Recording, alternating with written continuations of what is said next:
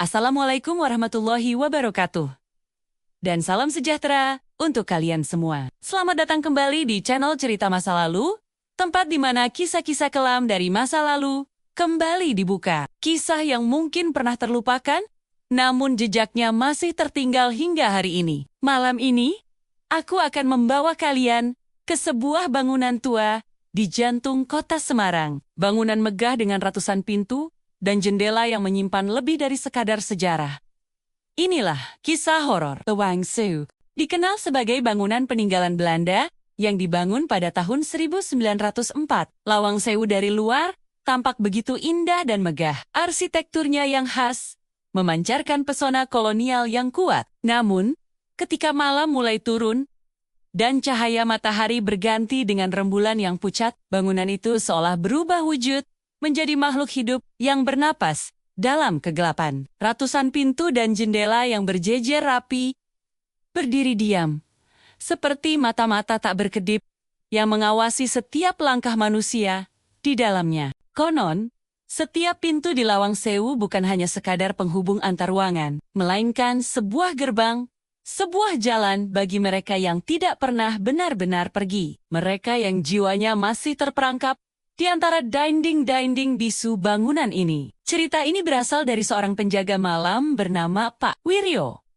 Seorang pria paruh baya yang sudah mengabdikan dirinya untuk menjaga Lawang Sewu selama lebih dari 10 tahun. Baginya, setiap sudut bangunan ini sudah seperti rumah kedua. Ia hafal setiap lekuk koridor, setiap derit lantai kayu, dan setiap aroma khas yang menguar dari dinding-dinding tua. Namun, pengalaman bertahun-tahun itu tidak cukup untuk mempersiapkannya menghadapi malam yang akan mengubah segalanya. Malam yang akan membuktikan bahwa ia tidak pernah benar-benar sendirian di sana. Suatu malam, sekitar pukul 2 dini hari, Pak Wiryo memulai patroli rutinnya. Hanya berbekal sebuah senter, ia berjalan menyusuri lorong-lorong panjang yang sunyi dan gelap. Cahaya senternya menari-nari di dinding, menciptakan beanggen-beanggen aneh yang bergerak seiring langkahnya. Keheningan malam itu begitu pekat, hanya dipecah oleh suara sepatunya yang menggema di koridor kosong. Saat ia melewati sebuah ruangan yang sudah lama tidak terpakai, telinganya menangkap suara lain. Suara langkah kaki, pelan, teratur, dan berat. Padahal, ia sangat yakin tidak ada siapapun di gedung itu selain dirinya. Gerbang utama sudah terkunci rapat sejak senja tadi. Dengan jantung yang mulai berdebar kencang, Pak Wiryo mengarahkan senternya ke ujung lorong, ke sumber suara itu berasal. Namun, tidak ada siapa-siapa. Lorong itu kosong melompong, hanya kegelapan yang menyambut sorot lampunya. Ia mencoba meyakinkan diri, mungkin hanya suara tikus atau gema langkahnya sendiri.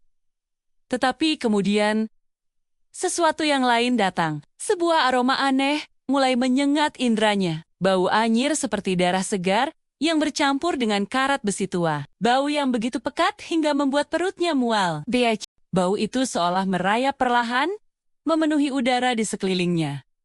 Dan Pak Wiryo tahu, ini bukan pertanda baik. Rasa penasaran yang bercampur dengan ketakutan mendorong Pak Wiryo untuk mencari sumber bau tersebut. Ia merasa aroma itu datang dari arah bawah, dari area yang paling ia hindari. Dengan langkah ragu, ia menuruni tangga menuju ruang bawah tanah, tempat yang dikenal oleh semua orang sebagai area paling angker di seluruh kompleks Lawang Sewu. Tempat yang dulunya digunakan sebagai penjara bawah tanah dan lokasi penyiksaan pada masa pendudukan Jepang. Setiap anak tangga yang ia pijak seolah membawanya semakin dalam ke perut bumi, semakin jauh dari dunia orang hidup. Dinding di sekelilingnya terasa lembab dan dingin saat disentuh. Udara di bawah sini terasa sangat berat dan pengap, seolah ada tekanan tak kasat mata yang menekan dadanya. Setiap tarikan napas terasa sulit, seperti ditarik kembali oleh kegelapan pekat yang menyelimutinya. Suara tetesan air dari langit-langit menjadi satu-satunya musik pengiring yang mengerikan. Tiba-tiba,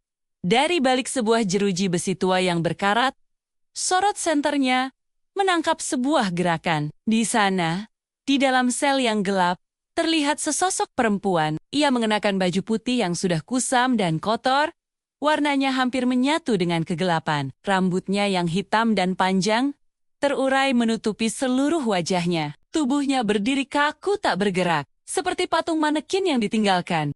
Namun, perlahan tapi pasti, kepalanya mulai mendongak. Rambut yang menutupi wajahnya tersibak sedikit, memperlihatkan dagu yang pucat. Dan ketika wajah itu akhirnya terlihat sepenuhnya, jantung Pak Wiryo seolah berhenti berdetak. Matanya kosong, hanya berupa lubang hitam tanpa cahaya, tanpa kehidupan. Namun yang paling mengerikan adalah mulutnya. Mulut itu tersenyum. Sebuah senyuman yang terlalu lebar untuk ukuran wajah manusia normal. Seolah rahangnya telah patah. Dengan suara yang hampir tak terdengar, perempuan itu berbisik pelan. Suaranya serak dan dingin seperti angin malam. Pulanglah. Pintu ini bukan untukmu. Tanpa berpikir dua kali, Pak Wiryo berbalik dan berlari menaiki tangga. Adrenalin memompa seluruh tubuhnya, mengabaikan rasa lelah dan sesak di dadanya. Namun, ada yang aneh. Seharusnya ia sudah hafal jalan keluarnya. Tapi setiap pintu yang ia lewati, setiap koridor yang ia lalui, semuanya terasa sama. Lorong demi lorong yang ia temui terlihat identik, seakan Lawang Sewu sedang mempermainkannya, memutar ulang ruangannya sendiri, menjebaknya dalam labirin tanpa akhir. Kepanikan mulai merayapinya. Suara langkah kaki yang tadi ia dengar kini bukan lagi satu, melainkan banyak sanggot bonyak. Ada yang terdengar seperti orang berlari tergesa-gesa, ada yang seperti menyeret kaki dengan berat. Dan yang paling menakutkan, ada suara tawa lirih yang berasal dari balik setiap pintu yang tertutup. Tawa yang seolah mengejek usahanya untuk kabur.